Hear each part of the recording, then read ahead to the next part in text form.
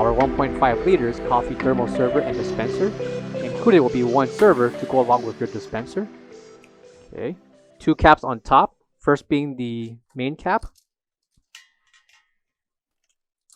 along with the center cap that can be removed to pour your hot water.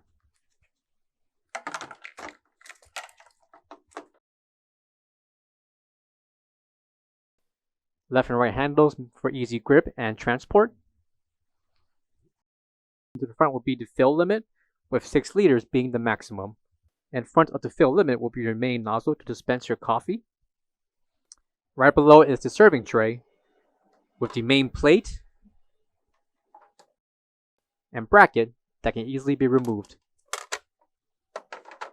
Right below the server is a twist cap that can be tightened and loosened to remove the main thermal. The thermal can be positioned right beneath the dispenser. Beneath is the main kettle that can be removed for cleaning any excess debris. Coming to the top will be the operation switch along with the light indicator. Top flip cover with the filter below to pour your hot water. Coming to the back will be the 110-120 voltage plug.